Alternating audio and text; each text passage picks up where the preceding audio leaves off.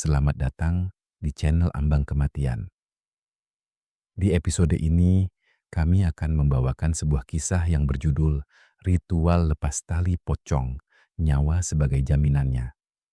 Sebelum lanjut ke ceritanya, jangan lupa subscribe dan aktifkan tombol lonceng notifikasinya, supaya kamu tidak melewatkan kisah-kisah berikutnya di channel Ambang Kematian.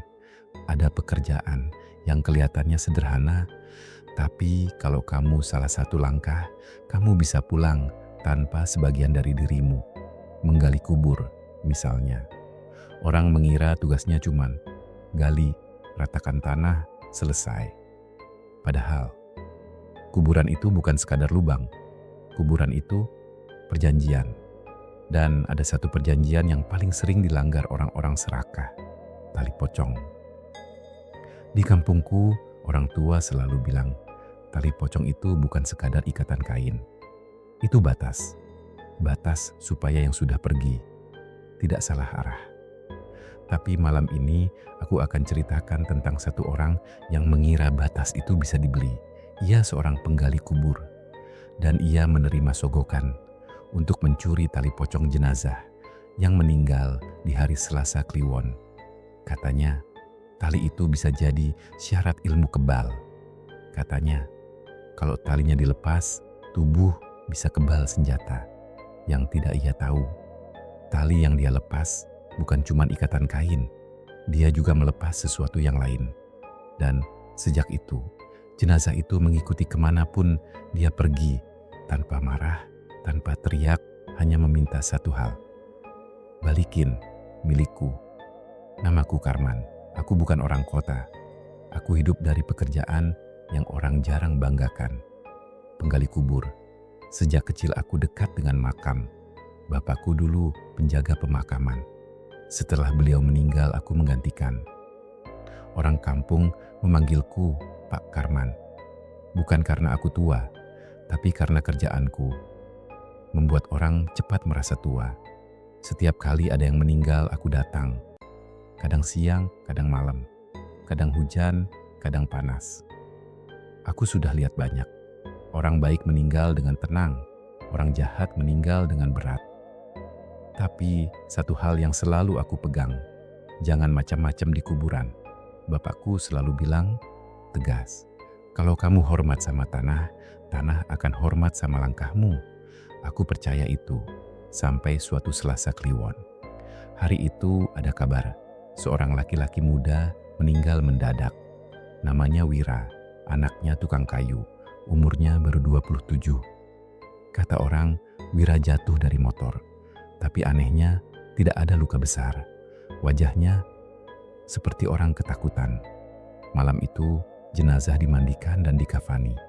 Aku ikut membantu menyiapkan liang lahat. Sambil menggali, aku dengar bisik-bisik tetangga. Selasa Kliwon. Mati Selasa Kliwon. Kuat auranya. Aku tidak suka omongan begitu. Orang meninggal tetap harus dihormati. Tanggal tidak membuat mayat jadi barang. Namun, malam itu ada sesuatu yang membuatku tidak nyaman. Angin di pemakaman berhenti total. Padahal, daun-daun biasanya bergoyang. Tapi saat Wira diturunkan ke liang, semua sunyi. Yang terdengar hanya napas orang-orang. Dan suara kain kafan bergesek pelan. Aku menutup kubur seperti biasa. Baca doa, tabur tanah, selesai. Aku pikir, selesai. Aku salah. 3 hari setelah pemakaman Wira, aku duduk di warung kopi dekat pasar. Biasanya aku minum kopi hitam, rokok sebatang, lalu pulang. Malam itu warung sepi. Hanya ada aku, pemilik warung, dan satu orang yang duduk di sudut. Orang itu memakai jaket hitam, topi, wajahnya sebagian tertutup masker. Dia menatapku lama. Aku tidak suka ditatap begitu. Ada perlu? Tanyaku. Dia berdiri, mendekat pelan. Pak Karman, suaranya rendah. Aku mengangguk. Dia duduk di depanku tanpa izin. Dia mengeluarkan amplop coklat tebal, meletakkannya di meja. Ini untuk Bapak. Aku mengerutkan kening. Aku nggak minta. Dia tersenyum tipis di balik masker. Bapak belum dengar permintaannya.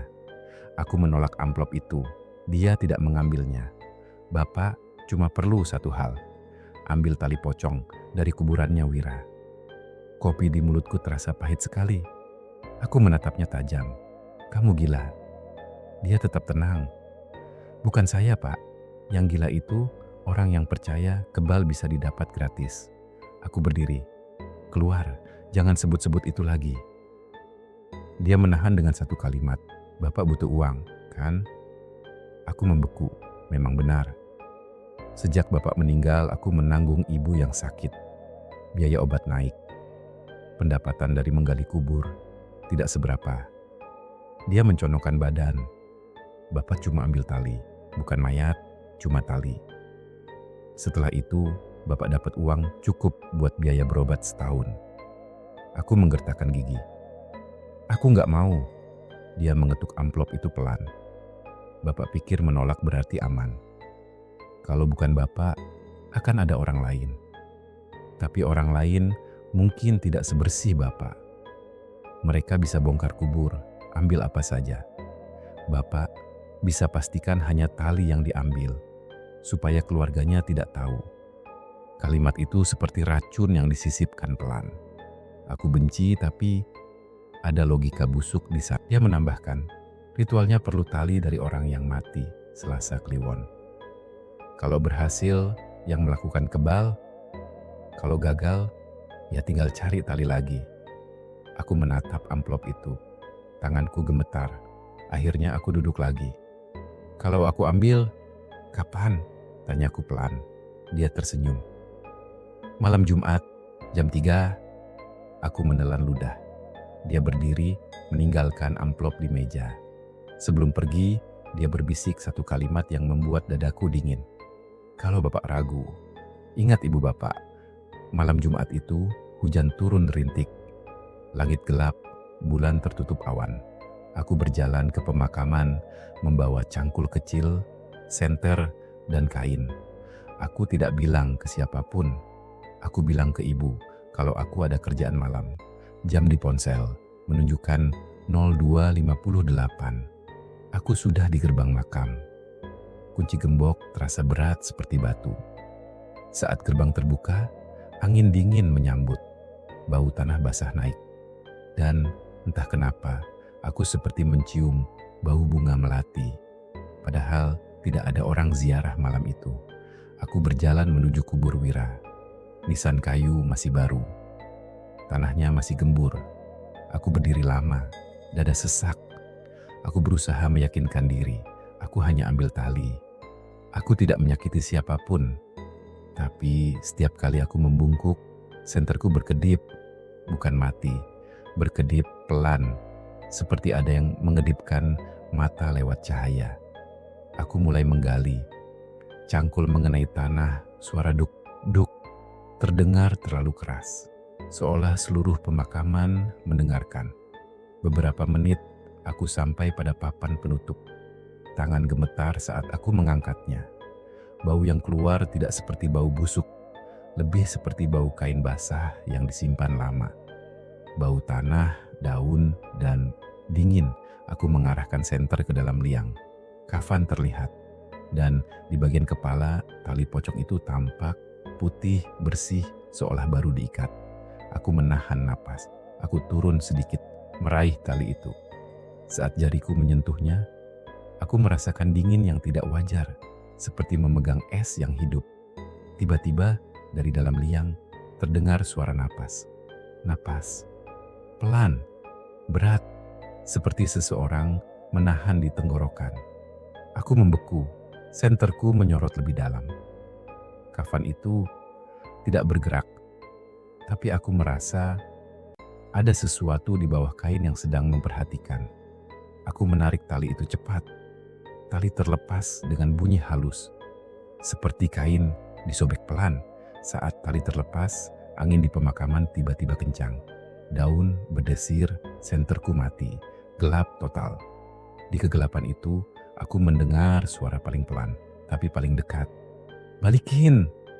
Aku jatuh terduduk. Aku meraba senter, menyalakan lagi. Senter hidup, tapi cahayanya redup.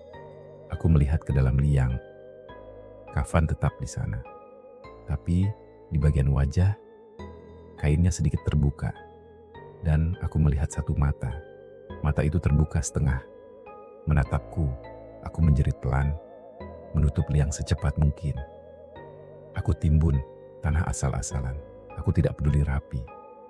Aku hanya ingin keluar. Saat aku lari menuju gerbang makam, aku mendengar suara kain diseret di belakangku. Seperti seseorang berjalan tanpa mengangkat kaki. Aku tidak menoleh. Aku tidak berani. Aku keluar, kunci gerbang, dan pulang dengan tangan menggenggam tali pocong yang dinginnya belum hilang. Orang berjaket hitam itu menungguku di pinggir jalan, di dekat pohon beringin. Dia tidak terkejut melihat wajahku pucat, seolah dia sudah tahu. "Dapat?" tanyanya. Aku mengangguk, menyerahkan tali itu. Dia menerima dengan sarung tangan. "Bagus," katanya singkat. Dia membuka amplop, memberiku uang lebih banyak dari yang pernah kupegang. "Bapak pulang, tidur, jangan pikir apa-apa," katanya. Aku menatapnya. "Ritualnya di mana?" Dia tersenyum. "Bukan urusan Bapak. Bapak sudah dibayar." Aku ingin marah, tapi uang di tanganku menahan. Aku pulang. Pagi harinya, aku belikan obat ibu. Ibu senang, aku pura-pura senang. Tapi siangnya, saat aku membersihkan kamar, aku melihat sesuatu di lantai. Sehelai kain putih. Bukan kainku. Aku merinding. Kain itu kecil, seperti potongan dari tali. Aku yakin aku sudah menyerahkan tali itu semalam. Aku memegang kain itu. Dinginnya sama. Di belakangku ada suara pelan. "Balikin." Aku menoleh cepat. Tidak ada siapa-siapa. Namun, di cermin lemari, aku melihat pantulan sosok berdiri di belakangku. Sosok itu tinggi, dibungkus kain kafan, dengan bagian leher terbuka. Tidak ada tali. Wajahnya tidak jelas, tapi mata setengah terbuka itu menatap tepat ke arahku. Aku menutup mata. Ketika aku buka lagi, pantulannya hilang. Aku menelan ludah. Aku mencoba meyakinkan diri ini cuma halusinasi karena kurang tidur. Tapi malamnya aku mulai mendengar suara. Suara kain ditarik, suara simpul diikat, dan suara napas berat dari sudut kamar. Hari-hari berikutnya, aku mencoba hidup normal.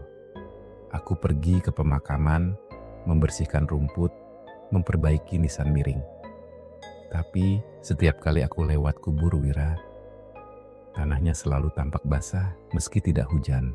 Aku mulai melihat jejak di tanah, jejak kaki. Tapi bukan kaki. Jejak itu seperti bekas kain diseret, membentuk garis panjang. Aku menutup mata, berdoa. Namun, di telingaku, suara itu muncul lagi. "Balikin taliku." Aku menoleh. Di antara nisan, aku melihat sosok putih berdiri jauh. Ketika aku mendekat, sosok itu hilang. Aku pulang dengan langkah cepat. Di rumah, ibu bertanya, "Karman, kamu kenapa kurus?" Aku tersenyum paksa. "Capek, Bu." Malam itu, ibu tidur lebih cepat. Aku duduk di ruang tamu, lampu menyala terang. Aku tidak berani mematikan lampu. Jam dinding menunjukkan 03.00. Udara mendadak dingin. Lalu, terdengar bunyi duk, duk, seperti cangkul mengenai tanah.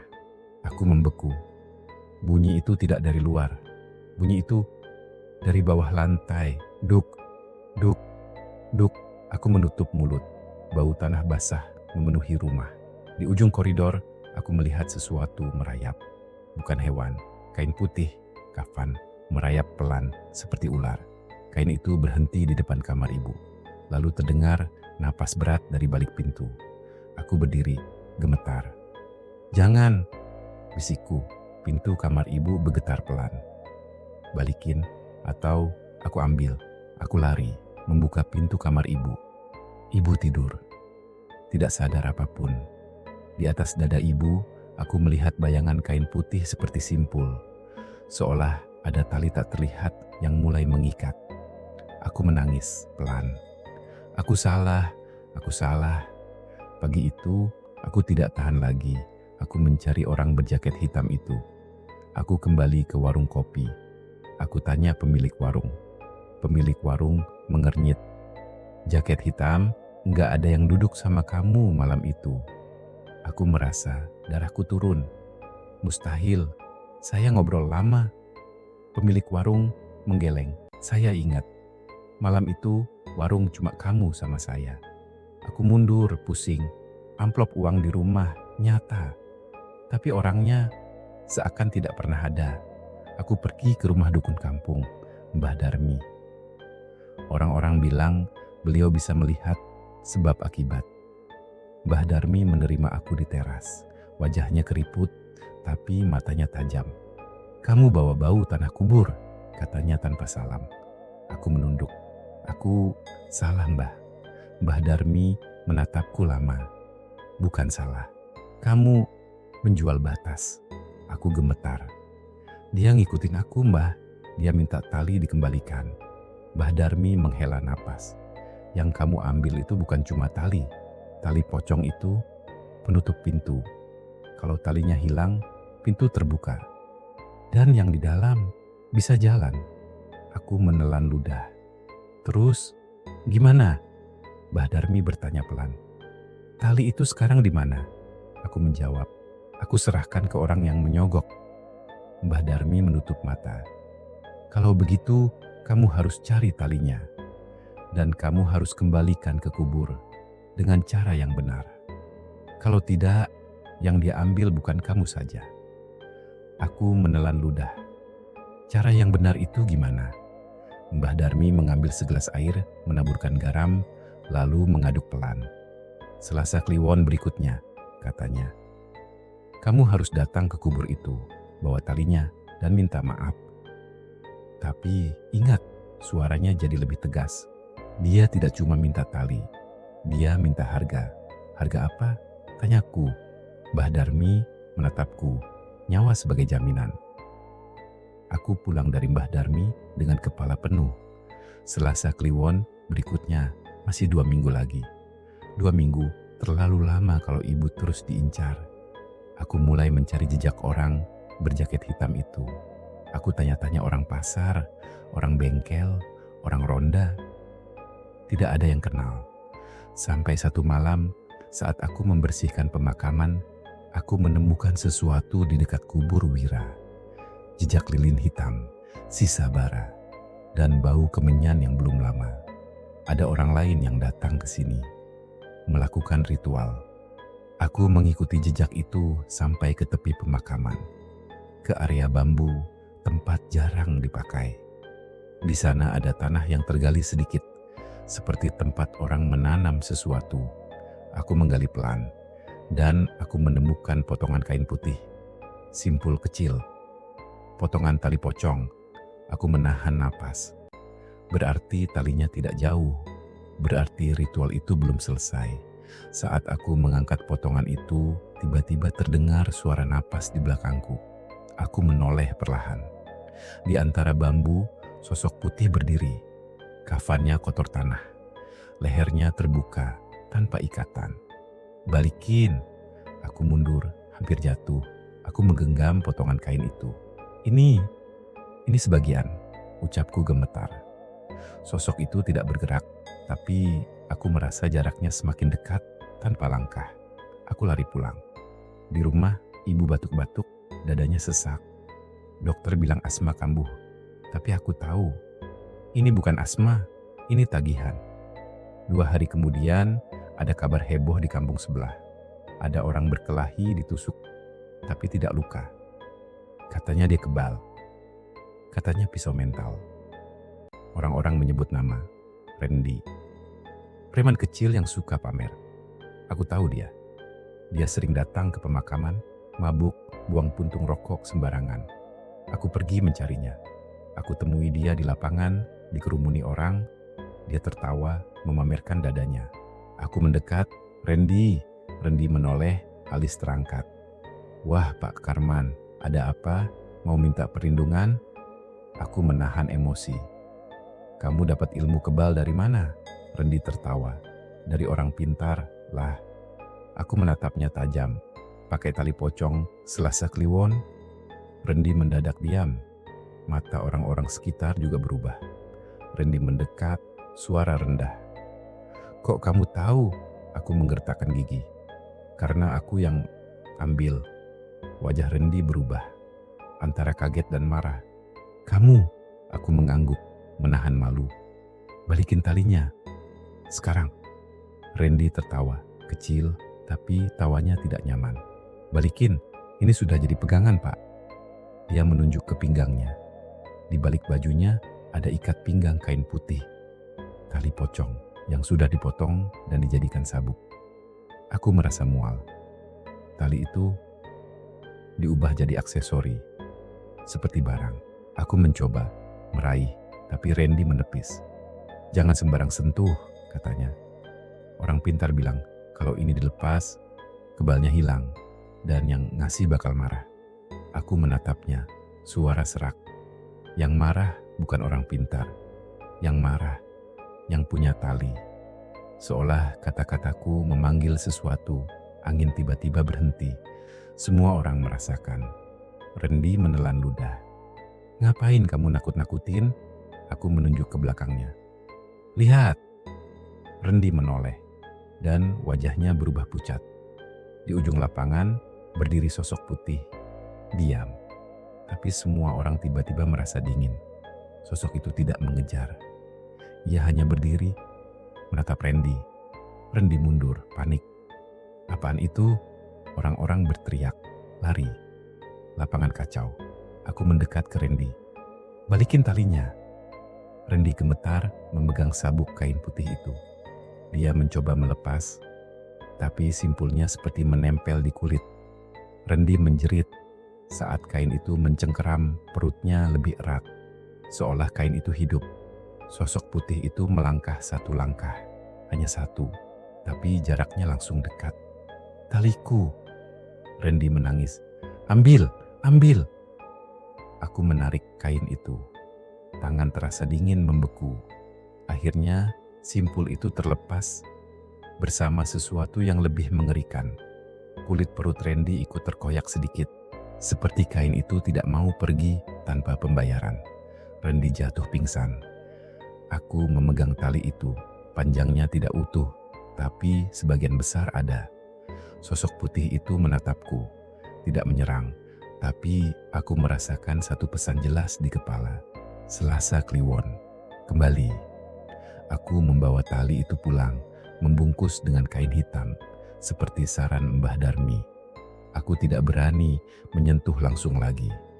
Ibu makin lemah. Setiap malam dia sesak. Kadang dia berkata dalam tidur, "Karman, ada orang berdiri di pintu." Aku pasang lampu terang di teras. Aku baca doa tiap malam. Tapi suara kain diseret tetap datang, pelan, di sela-sela malam.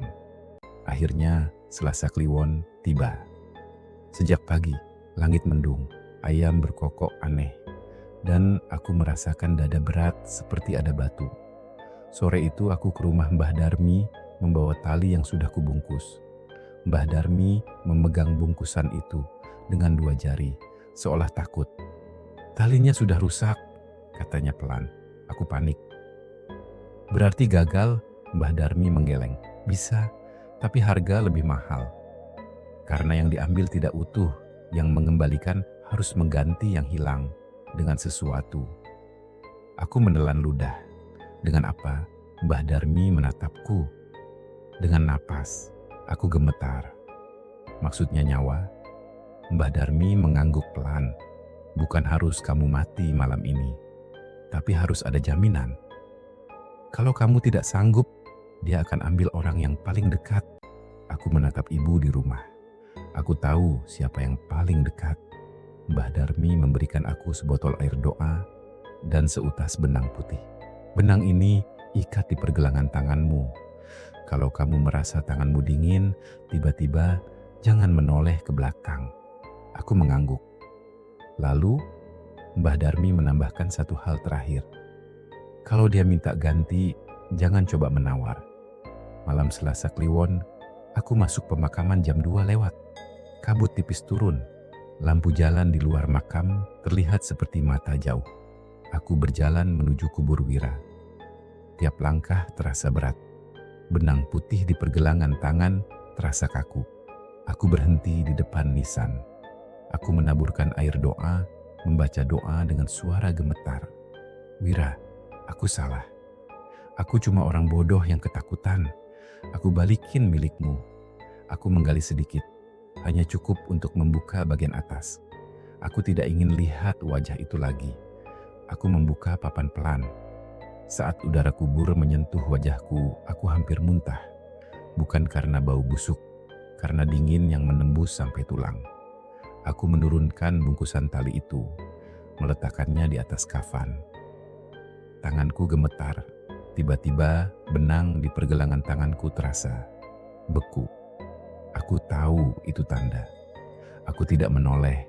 Di belakangku ada napas. Napas itu seperti dari liang yang dalam.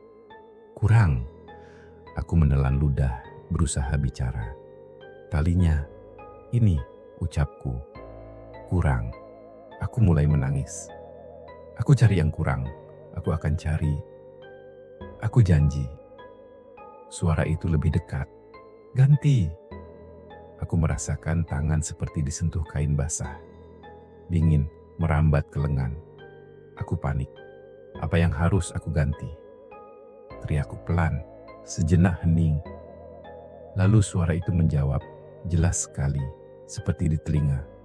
Ibumu atau kamu. Aku membeku, air mata jatuh. Aku sadar, ini bukan lagi soal tali.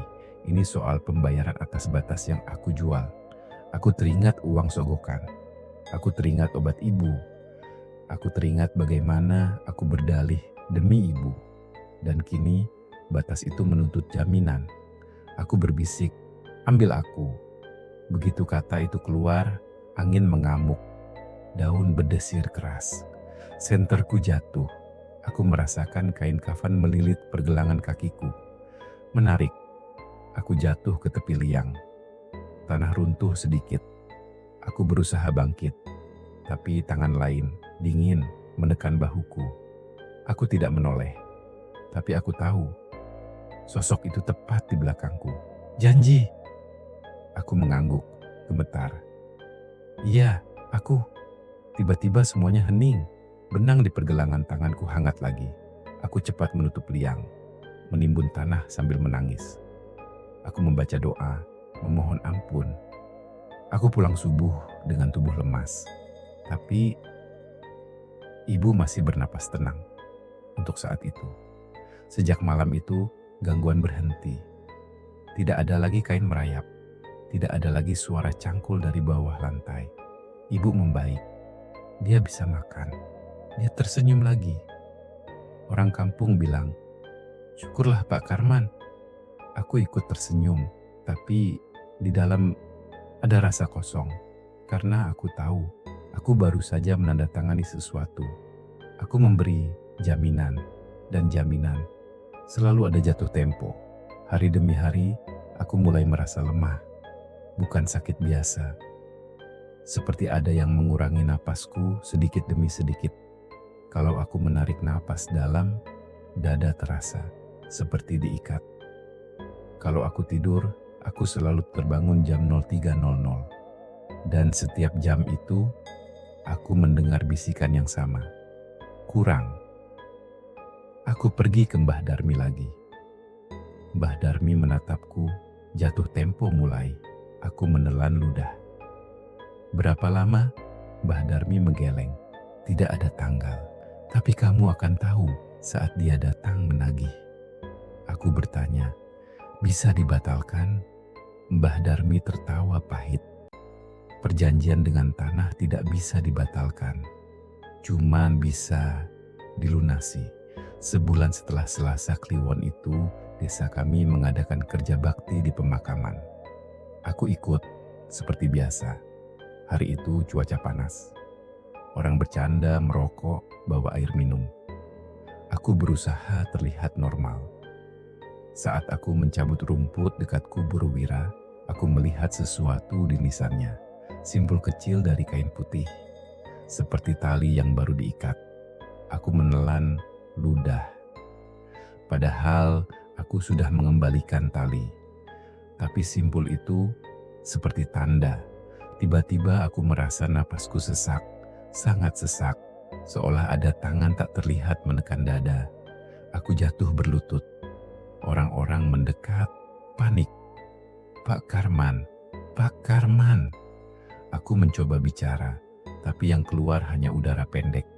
Mataku berkunang. Dalam kabur itu, aku melihat sosok putih berdiri di antara nisan. Kali ini ia tidak jauh. Ia sangat dekat. Wajahnya masih samar. Tapi aku melihat lehernya kini sudah terikat. Tali pocong itu kembali. Dan di tangannya, ia memegang ujung tali lain. Ujung tali itu mengarah ke dadaku. Lunas. Aku mencoba menjerit, tapi tidak bisa. Aku merasakan sesuatu mengencang di leherku. Bukan tangan manusia, tapi tekanan dingin seperti kain basah. Orang-orang melihat aku kejang, tapi mereka tidak melihat apa yang melilit. Mereka hanya melihat aku, seperti orang tercekik tanpa sebab. Aku menatap langit, suara-suara menjauh. Dan di detik terakhir, aku mendengar bisikan paling pelan. Bukan ancaman, bukan marah, hanya kalimat datar. Balikin batasnya. Lalu gelap, orang kampung bilang, aku kena serangan jantung. Mereka menguburkanku di pemakaman yang sama. Ibu menangis berhari-hari. Dia tidak tahu tentang sogokan. Dia tidak tahu tentang tali. Dia hanya tahu anaknya pergi setelah sembuh-sembuhnya. Seminggu setelah aku dikubur, ada kabar. Randy yang pamer kebal itu ditemukan mati di rumahnya. Katanya tercekik dalam tidur. Tidak ada luka, tidak ada tali. Dan satu malam, penjaga makam baru, keponakanku, bersih-bersih di dekat kubur Wira. Dia menemukan sesuatu di tanah. Amplop coklat kosong. Dan di atasnya bekas telapak tangan yang dingin, seperti bedak putih. Di belakang amplop itu tertulis satu kalimat. Masih ada yang mau kebal. Karena di desa kami, urban legend tentang tali pocong Selasa Kliwon tidak pernah mati. Ia hanya mencari orang baru yang mau membayar.